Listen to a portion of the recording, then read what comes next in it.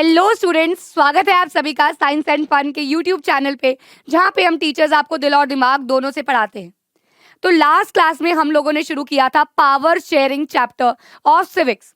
आज की इस क्लास में मैं इस चैप्टर को पूरा खत्म करवा दूंगी। रेस्ट ऑफ द चैप्टर जितना भी हमारा बचा है वो आज ओवर हो जाएगा। चैप्टर को आगे बढ़ाने से पहले मैं आपको जल्दी से एक क्विक रिकैप दे देती हूँ कि हमने लास्ट क्लास में मेजरली 2 केसेस, एक्चुअली 3 केसेस कर लिए थे। एक किया था हमने बेल्जियम के बारे में, एक किया था हमने ब्रुसेल्स के बारे में, और एक हमने यहाँ पे कर लिया था श्रीलंका के बारे में, राइट। तो अगर हम बात करें बेल्जियम के बारे में, तो पहली बात तो ब्रुसेल्स जो है वो इसी की कैपिटल सिटी थी। इसका इंट्रोडक्शन पढ़ा कि हरियाणा जितना इसका एरिया है, कितनी पॉपुलेशन है, किस किस के साथ बॉर्डर शेयर करता है, नीदरलैंड, लग्जमबर्ग। और यहाँ पे हमने इसकी एथनिक कॉम्पोजिशन देखी कि 59% people were Dutch, 40% people were French speaking and rest of the 1% were German speaking. जो डच स्पीकिंग थे वो रहते थे फ्लेमिश रीजन में, जो फ्रेंच पीपल थे वो रहते थे वेलोनिया रीजन में, और जर्मन तो भैया इधर उधर घूमते रहते थे, विले यहाँ वहाँ इधर उधर कहीं नहीं। वहीं अगर हम बेल्जियम की बात करें तो बेल्जियम में बिल्कुल उल्टा सिनारियो था। 80% यहाँ पे जो मेजॉरिटी में है वो यहाँ माइनॉरिटी में थे, और जो माइनॉरिटी में है वो यहाँ मेजॉरिटी में थे, that is French speaking, and 20% were Dutch speaking people. ठीक है, अब यहाँ पे मेन प्रॉब्लम यहीं से ओरिजिनेट हो गई थी कि भैया इधर तो फ्रेंच माइनॉरिटी में होते हुए भी रिच एंड पावरफुल है, और जो मेजॉरिटी वाले थे वो थे भैया कि ये ऐसा क्यों हो रहा है, हम लोग हैं भैया पावर में, तो हमें होना चाहिए, हम मेजॉरिटी में हैं तो क्यों ये रिलेटिवली रिच एंड पावरफुल है, क्योंकि इनको सपोर्ट था ब्रुसेल्स का। तो we have all read in the last class. साथ ही साथ हमने बात की थी श्रीलंका के बारे में। श्रीलंका में हमने बात की थी 74% सिन्हाला स्पीकर्स थे, 18% तमिल्स थे। अब इन तमिल्स में भी 2 बाइफर्केशंस थी। टोटल 18% में से 13% वर श्रीलंकन तमिल्स जो वहीं से बिलोंग करते थे, एंड 5% वर इंडियन तमिल्स जिनके फादर इंडिया से बिलोंग करते थे, माइग्रेट करके काम करने आए थे। ठीक है, साथ ही साथ हमने पढ़ा था कि यहाँ 7% के अराउंड अदर्स या क्रिश्चियनिटी धर्म निभाने वाले भी पाए जाते हैं। तो ये पूरी थी एथनिक कॉम्पोजिशन ऑफ अलग अलग जगहें। हमने मेजॉरिटेरियनिज्म का कंसेप्ट पढ़ा था कि कैसे श्रीलंका में सिविल वॉर हो गई थी जो 2009 में जाके एंड हुई, और वहीं बेल्जियम ने अपने ब्यूटीफुल मॉडल के साथ, जहां इन्होंने इक्वल नंबर ऑफ मिनिस्टर्स और साथ ही साथ community government formation, separate government, more power to state government, ये 4 स्टेप्स लिए और अपने आप को क्या कर लिया, सिविल वॉर होने से, सिविल स्ट्राइक होने से बचा लिया था। तो ये हमने लास्ट क्लास में पूरा पढ़ा था। अब आज हम स्टार्ट करेंगे इसके आगे का, जहां पे आइडिया ऑफ पावर शेयरिंग आई कि एक्चुअली पावर शेयरिंग की रिक्वायरमेंट क्यों है, क्या जरूरत है पावर शेयरिंग की। The idea of power sharing has emerged in opposition to the notions of undivided political power. तो एज वी ऑल नो कि पावर शेयरिंग क्यों डिजायरेबल है, because we have a lot of people in our country जिनको manage करने के लिए we need some individuals, and उन individuals में लड़ाई ना हो, फाइटिंग ना हो, तो पावर्स को डिवाइड कर दो। जैसे एक घर में, एक जॉइंट फैमिली में ड्यूटीज असाइन कर दी जाती हैं, सेम वैसे ही पावर्स को असाइन कर दिया जाए, डिस्ट्रीब्यूट कर दिया जाए, ये इसमें होता है। For a long time, it was believed that all powers of a government must reside in one person located at one place. लेकिन वो फिर डेमोक्रेसी थोड़ी रहेगी, वो तो डिक्टेटरशिप बन जाएगी, मोनार्की बन जाएगी। It was felt that if the power to decide is person or group dispersed, it would not be possible to take quick decision and to enforce them. But these notions have changed with the emergence of democracy. पहले ये कहा जाता था कि अगर हम इतने सारे लोगों से कंसल्ट करेंगे तो डिसीजन में डिले होगा, और ये तो एक डेमोक्रेसी का ड्रॉबैक भी है कि डिले इन डिसीजन मेकिंग। लेकिन इसका पॉजिटिविटी भी है कि क्विक डिसीजन होने के डिले इन डिसीजन होने के साथ साथ क्वालिटी ऑफ डिसीजन मेकिंग भी होता है। दैट इज अच्छे डिसीजन सामने आते हैं, राइट? मेन प्रिंसिपल्स क्या है डेमोक्रेसी के? One basic principle of democracy is that people are the source of all political power. Because democracy में हम लोग अपने नेता को चुनते हैं, तो जब हम लोग अपने नेता को चुनेंगे तो ऑब्वियसली बात है उनको हमारी ही बात माननी पड़ेगी। इन अ रिप्रेजेंटेटिव डेमोक्रेसी है ना हमारे देश में, जहां पे हम अपना नेता चुनते हैं एंड वो हम पे रूल करते हैं। In a democracy, people rule themselves through institutions of self-governance. This is called representative democracy. In a democracy, due respect is given to diverse group and views that exist in a society. अब diverse group किसी भी basis पे हो सकते हैं, culture, religion, caste, language, gender, whatever. Everyone has a voice in the shaping of public policies. तो basically हर एक के पास public policies को बनाने का पूरा हक है। Shaping public policies, that is public जो डिमांड कर रही है उनके ओपिनियंस को अच्छे से मोल्ड करके लोगों के आगे उसके लिए रिजल्ट पेश करने का भी। या पॉलिटिकल पार्टीज में भी पढ़ोगे, आपका ये आई थिंक फोर्थ या फिफ्थ चैप्टर है पॉलिटिकल पार्टीज ऑफ सिविक्स, वहाँ पे भी आप पढ़ोगे कि इनकी ड्यूटीज में सबसे पहला, दूसरा, तीसरा के बाद यही आता है shaping public opinion. Now the main question, why power sharing is desirable. Power sharing क्यों जरूरी है, क्या कारण है पावर शेयरिंग होने का, क्यों लोग डिजायर करते हैं, दिल से कहते हैं कि पावर शेयरिंग होनी चाहिए? दो मेजर, देखो यार अगर मैं इसका एक छोटा सा फ्लो चार्ट बनाऊं तो दो मेजर रीजन लिखन के आते हैं, prudential reason and moral reason. Prudential reason में आपका आता है, देखो मॉरल में तो सबसे सिंपल है, मेंटेनिंग, 1 मार्कर में भी आ सकता है, 2 मार्कर में भी आ सकता है, मेंटेनिंग स्पिरिट ऑफ डेमोक्रेसी, यानी कि डेमोक्रेसी की आत्मा को शांत नहीं होने देना है, उसको लोगों के दिलों में बसा के रखना है, संजो के रखना है, दिल में कहीं छुपा के रखना है। समझ रहे हो ना? बिल्कुल वैसे। और प्रूडेंशियल रीजन में 2 रीजन आते हैं, पहली रिड्यूसेस कॉन्फ्लिक्ट्स, ठीक है, तो reduces the possibility of conflicts between different social groups that lead to violence. लोगों में वायलेंस ना हो, लोगों में कॉन्फ्लिक्ट्स ना हो, लोगों में क्योसेस ना हो, जिसकी वजह से सबसे पहला रीजन कि भैया अवॉइड कॉन्फ्लिक्ट्स।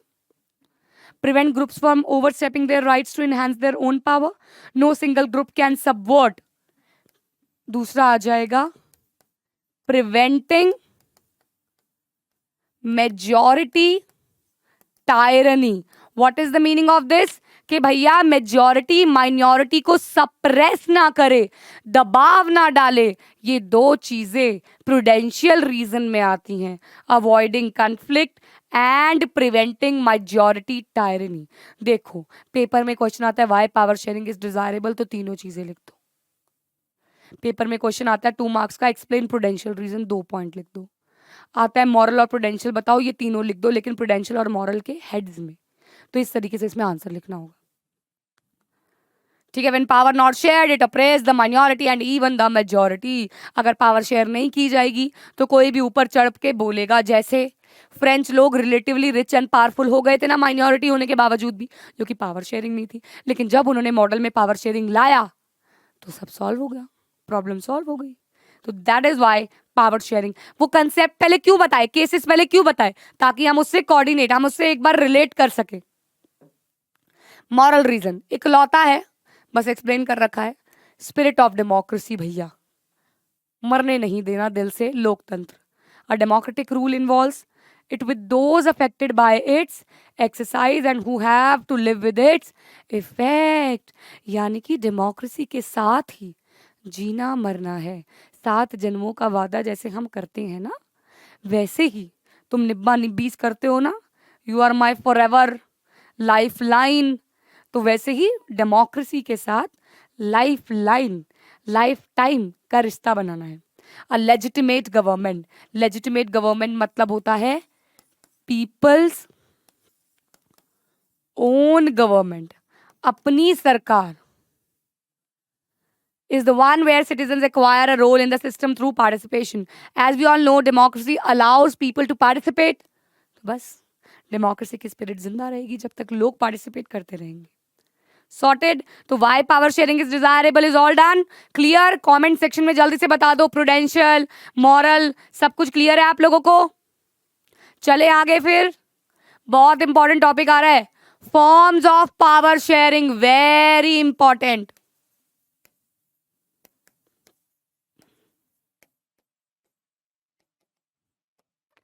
सबसे पहला हॉरिजॉन्टल।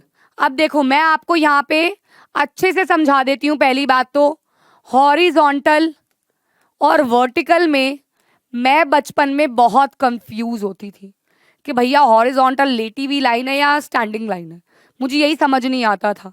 तो मैं भैया कैसे ही पावर शेयरिंग को समझा पाती, तो फिर मैंने अपनी ही एक ट्रिक निकाली। हॉरिजॉन्टल में जो एच होता है उसमें एक लेटी हुई लाइन होती है। तो बस इसी के बेसिस पे, I know it's stupid but it is, इसी के बेसिस पे 3 पार्ट्स में पावर को डिवाइड किया जाता है, लेजिस्लेटिव, एग्जीक्यूटिव एंड जुडिशरी। काम क्या है इनका मैम, क्या काम करते हैं ये?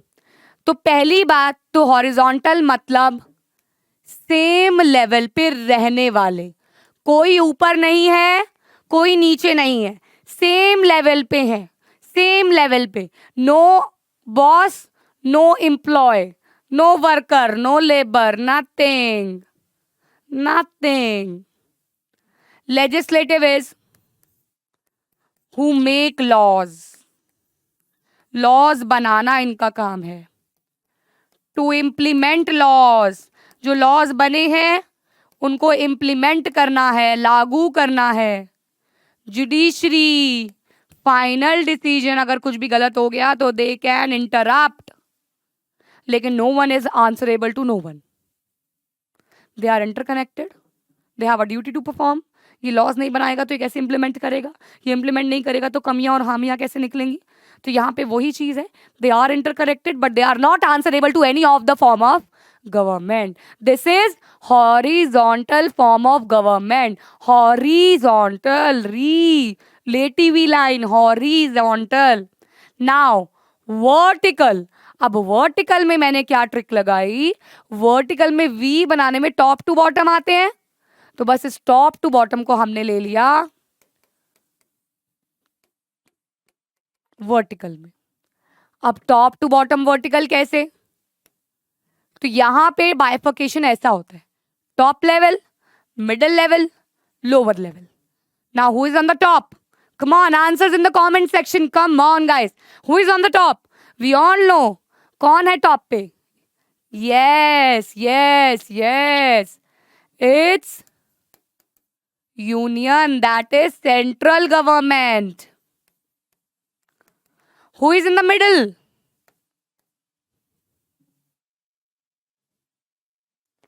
State government. Who is at the lower level? It's local government. Okay बच्चों, union, state and local government. तो बेसिकली ये टॉप लेवल, ये मिडिल लेवल, ये lower level, of course they are answerable to each other, but again powers are divided, subjects are divided, जो हम लोग federalism chapter में पढ़ेंगे कि स्टेट में कौन सा सब्जेक्ट आएगा, कहाँ से रेवेन्यू आएगा, कहाँ से इनकम आएगी, तो कौन सा गवर्नमेंट रखेगी अपने पास, कौन सी प्रॉब्लम होगी तो कौन सी गवर्नमेंट ट्रीट करेगी, ये सब कुछ भैया पहले लिखा हुआ है। लड़ाई नहीं चाहिए, है ना, सब कुछ सॉर्टेड है पहले ही। चलिए, power shared among different organs of the government.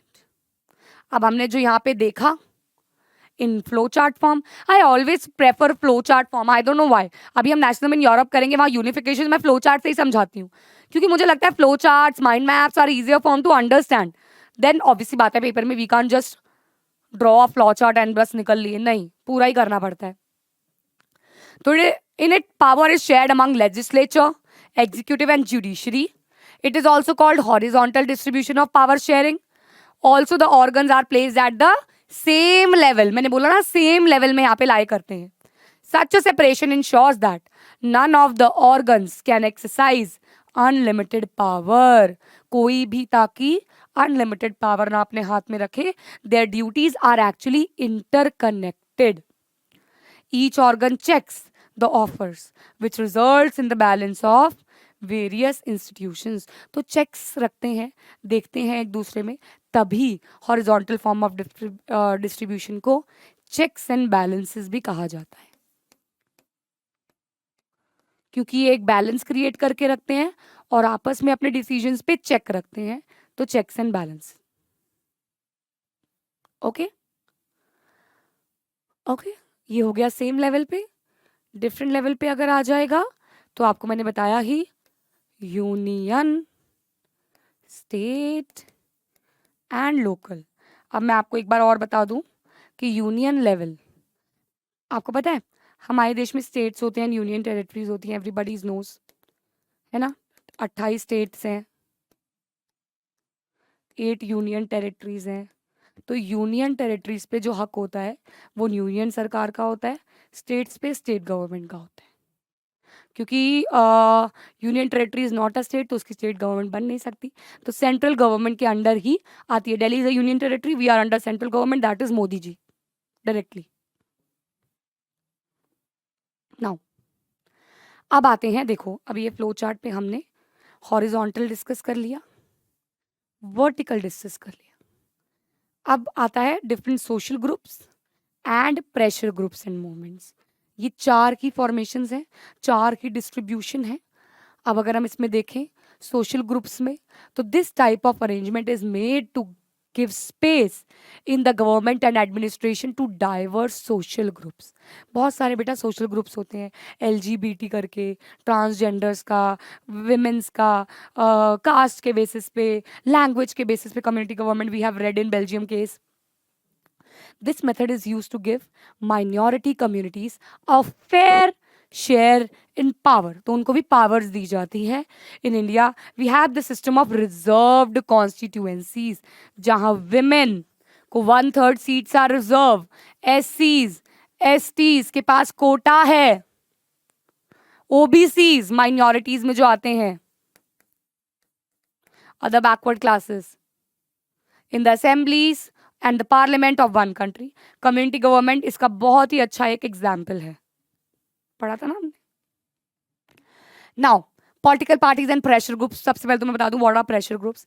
Pressure groups are basically those groups जो प्रेशराइज करते हैं रूलिंग गवर्नमेंट के ऊपर।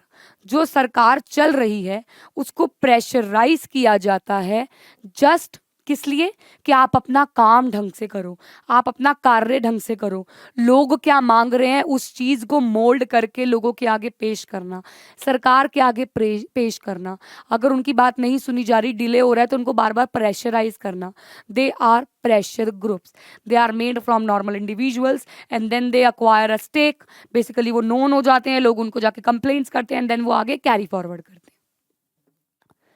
इन a democracy the citizen must have freedom to choose among various contenders for powers. अलग अलग contender से choose करने का अधिकार होता है। When there is a competition, it ensures that power does not remain in one hand. एक हाथ में पावर ना रहे. पावर शेयरिंग का तो मतलब ही यही है ना मेरी जान, कि पावर को क्या करें हम अलग अलग लेवल्स में डिवाइड करें. अब वो लेवल्स हमने पढ़ लिए, हॉरिजॉन्टल भी है, वर्टिकल भी है, अलग अलग लेवल में डिवाइड करें. In the long run, power is shared among different political parties that represent different ideologies and social groups. This type of government is called coalition government. This type of सरकार is called coalition government. अब मैं आपको बताती हूँ, देखो, एक होती है coalition government, एक होता है वर्ड अलायंस.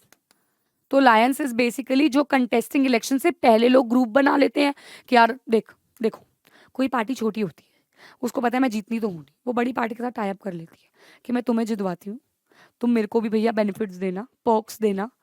पर्क चॉकलेट नहीं, गर्लफ्रेंड बॉयफ्रेंड थोड़ी है. पर्क्स मतलब कुछ बेनिफिट्स देना, और मैं अपने सारे वोट्स आपको, मतलब मैं आपके अंडर मर्ज हो जाती हूँ. तो ये अलायंस होता है. कोलिशन क्या होता है? पार्टी हो गई, जीत गई, सेंट्रल पे एक पार्टी आ गई, स्टेट पे एक पार्टी आ गई, they are making a coalition government कि हम मिल के काम करेंगे. क्योंकि अगर यही लोग लड़ाइयाँ करेंगे तो लोग उसका बेनिफिट उठाएंगे, लोग हंसी करेंगे, देश बर्बाद हो जाएगा, हिल जाएगा देश. तो इसलिए कोलिशन कर सरकार बनाई जाती है. Many interest groups like traders, businessmen, farmers, industrial workers also have share in government power, either way through participation and influencing decision making process. आपको मैं एक बात बताती हूँ, स्टूडेंट यूनियंस भी बनती है ना इनमें. स्टूडेंट यूनियन की बात बताती हूँ. एक बार मैं ना एडमिशन कराने गई, वो EDU हमारा दिल्ली यूनिवर्सिटी, और जब मैं ऐसे मेट्रो से उतरी, मैंने कहा भैया यहाँ तो बहुत नारे लग रहे हैं, क्या बात हो गई है? तो एक्चुअली वहाँ बहुत सारे लोग बैठे हुए, बच्चे बैठे हुए धरना देके. उस साल क्या हो रहा था, BCom ऑनर्स, कॉमर्स का सब्जेक्ट, कॉमर्स का ग्रेजुएशन. एक्चुअली साइंस साइड की ग्रेजुएशन 4 साल की होती है, BSc, लेकिन BCom जो होती है वो 3 साल की होती है. तो सरकार ने उस साल बोला कि अब से BCom ऑनर्स भी 4 साल की हो जाएगी. तो भैया बच्चे तो वहाँ धरना देने बैठ गए कि हमें 3 साल की चाहिए, 4 साल क्यों भाई, हमारा कोर्स अलग है, ये है वो है. 10 दिन कम से कम वहाँ धरने चले, और एट द एंड उनकी बात मानी गई, और BCom आज भी 3 साल की है. कहने की बात यह है, ये यूनियंस भी, trade unions, worker unions, women की यूनियंस, ये सब भी क्या कर सकती हैं, डिसीजन को सरकार की बदल सकती.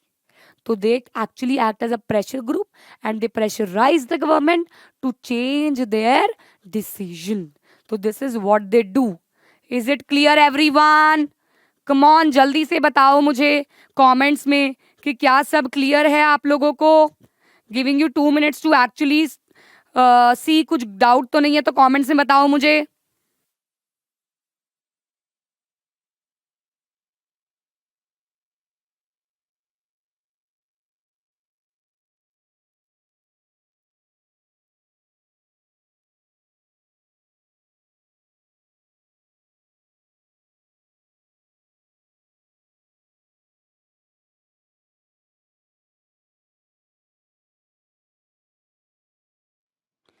ओके, चलिए तो हम चलते हैं आगे बच्चों.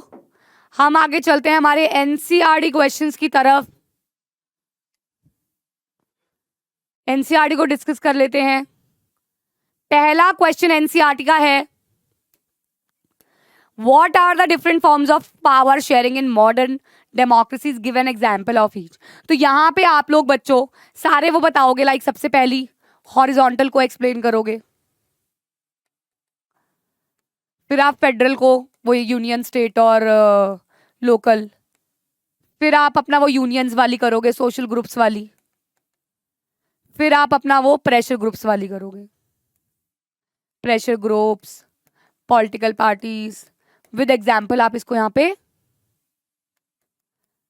एक्सप्लेन करोगे. क्लियर है? क्लियर है बच्चों? अब इसके बाद second question, state 1 prudential reason and 1 moral reason. तो प्रूडेंशियल रीजन की अगर हम बात करें तो आ गया प्रिवेंटिंग मेजॉरिटी टायरनी एंड दूसरा क्या था, बोला एक ही है, अवॉइडिंग कॉन्फ्लिक्ट्स. ठीक है. वही मॉरल रीजन क्या आ गया, मेंटेनिंग स्पिरिट ऑफ डेमोक्रेसी। ठीक है, तो ये प्रूडेंशियल हो गया और ये मॉरल हो गया। क्लियर है? आपको नोट करना है तो कर लीजिए, अदरवाइज ये पीपीटी तो आपको साइंस एंड फन की ऐप पे फ्री में मुफ्त में अवेलेबल कराई जाएगी।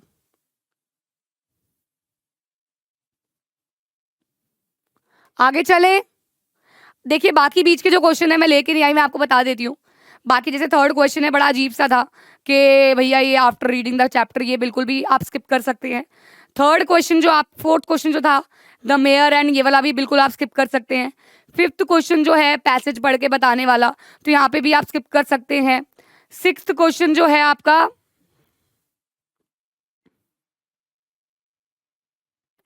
पावर शेयरिंग के फेवर में बताने, अच्छा ये वाला डिस्कस कर लेते हैं। फिफ्थ क्वेश्चन कर लेते हैं डिस्कस, चलो। You all are having NCERTs, you can. तो reduces conflict among different communities, तो यस बिल्कुल सही है। Decreases the possibility of arbitrariness, यानी कि डिफरेंशिएशंस होने को रोकती है, yes. Delays the decision process, favour में तो नहीं है। देन आपका अकोमोडेट्स डाइवर्सिटी, यस। अकोमोडेट्स का मतलब होता है अलग अलग सोशल डाइवर्सिटी को रहने सहने का मौका दिया हुआ है, यस। कितने लैंग्वेज पे बेस्ड लोग रहते हैं, रिलीजन पे, कल्चर पे रहते हैं। Increase instability and divisiveness, instability को बढ़ाता है, नहीं नहीं नहीं नहीं नहीं नहीं। Promotes people participation in government, yes. Undermines the unity of government, no, unity of government को नहीं खराब करता। तो A B D and F कौन से ऑप्शन में है? ए पार्ट में ही है। तो भैया मैं बता दूं यहां पे हमने इसके बाद क्वेश्चन नंबर फिफ्थ डिस्कस किया है और उसका option number A is the answer. ठीक है, उसके बाद सॉरी सिक्स था क्या? हाँ सिक्स था, सिक्स है। चलिए एट्थ क्वेश्चन आया, इसके बाद सेवेंथ तो यूं ही था,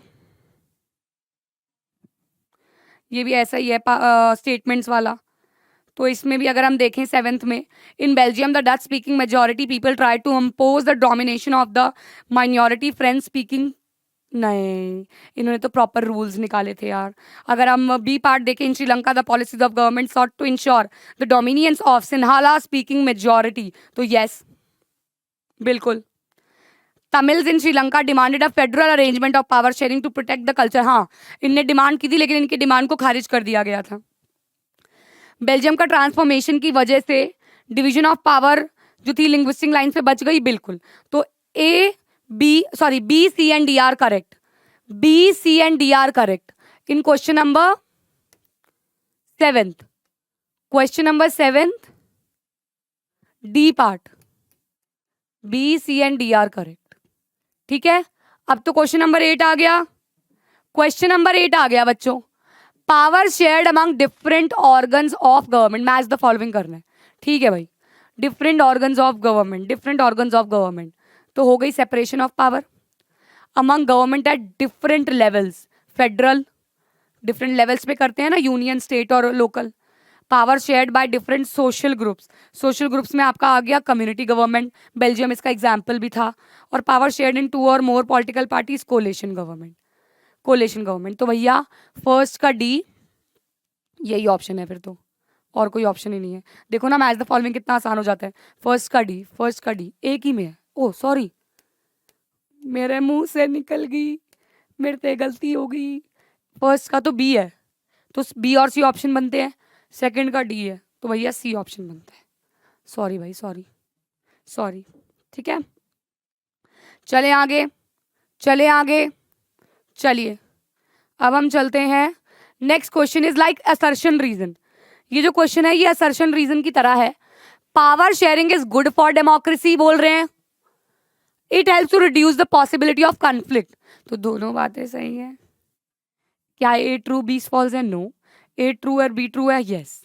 दोनों ही बातें सही हैं, क्योंकि power sharing is actually good for democracy, बहुत अच्छी है डेमोक्रेसी के लिए, and it helps to reduce the possibility of conflict also. तो both A and B are true here, are true here, correct here. तो इसी के साथ हमारा पावर शेयरिंग चैप्टर होता है समाप्त। आपने अगर पार्ट 1 नहीं देखा है तो पार्ट 1 देख लीजिएगा, उसका लिंक मैं कमेंट्स में पिन कर दूंगी। पार्ट 1 देख के ही पार्ट 2 देखिएगा कृपया। दूसरी बात, आपको इसकी पीपीटी साइंस एंड फन की ऐप पे मिल जाएगी। तीसरी बात, अगर आपने अभी तक टेलीग्राम चैनल को सब्सक्राइब नहीं किया तो वो भी कर लो, क्योंकि वहाँ पे मैं extra map, mind maps, flow charts भेजती रहती हूँ। साथ ही साथ अगर आप इस चैनल पे नए हो तो सब्सक्राइब कर लो। मेरा नाम रीमा घई है, मैं यहाँ पे एसएसटी पढ़ाती हूँ। और अभी हमने जैसे पूरा चैप्टर किया, हमने इसके एनसीईआरटी क्वेश्चंस किए। अगर आपको ये क्लासेस लाइव चाहिए और आपको साथ में और extra questions exam point of view से हमारी एक्सपर्टीज लगा के, हमारी एक्सपर्टीज शार्क टैंक लगा के अगर आपको questions exam point of view से करने हैं, तो आप हमारा पेड बैच जो कि साइंस एंड फन की ऐप पे अवेलेबल है, बोर्ड्स फाउंडेशन बैच को परचेज कर सकते हो। वहाँ हमारी every TTS 5 to 6 10th class की क्लास होती है SST की, जिस 1699 का पूरा कोर्स है, जिसमें आप डिस्काउंट लगाओगे तो 1200-1300 का पड़ेगा पूरे साल का। मैथ, साइंस, इंग्लिश, SST चारों सब्जेक्ट। मैं SST पढ़ाऊंगी, आशुष सर साइंस पढ़ाएंगे, मैथ्स शशांक सर पढ़ाएंगे, इंग्लिश दीपिका मैम पढ़ाएंगी। तो हम सब टीचर्स वहाँ पढ़ाने वाले हैं पूरे साल, आपके एग्जाम से एक दिन पहले तक। तो वो आप ज्वाइन कर सकते हो, जहाँ पे आपको हमारे पर्सनल नोट्स ऑफलाइन के मिलेंगे, एक्स्ट्रा टेस्ट वगैरह हुआ करेंगे। तो अगर आपको बहुत क्लोजली नज़र रखवानी है तो you can join our paid batch, else we take recorded classes on YouTube as well. वो तो एकदम मुफ्त है। ये पीपीटी आपको साइंस एंड फन की ऐप पे फ्री वीडियो सेक्शन में मिल जाएगी। और ऐप अगर आपने अभी तक डाउनलोड नहीं किया तो वो भी कर लो, वहाँ बहुत सारा फ्री कंटेंट भी अवेलेबल है बच्चों के लिए। ठीक है, तो मिलते हैं नेक्स्ट क्लास में। अच्छा, कमेंट सेक्शन में पहली बात तो ये बताइएगा, आपको कोई डाउट है तो वो कमेंट सेक्शन में बताइएगा, मैं वहाँ रिप्लाई करती हूँ, मैं वहाँ सारे कमेंट्स देखती हूँ। दूसरी बात, आप कमेंट सेक्शन में बताइएगा अगर आपको ये सेशन बिल्कुल समझ में आ गया हो, ऑल क्लियर हो गया हो। तीसरी बात, आप कमेंट सेक्शन में बताइएगा नेक्स्ट चैप्टर आपको कौन सा चाहिए यूट्यूब पे, मैं वही चैप्टर लेके आऊंगी आपके लिए। And I hope you like the session of today's. Bye bye, see you all in the next class. Good bye.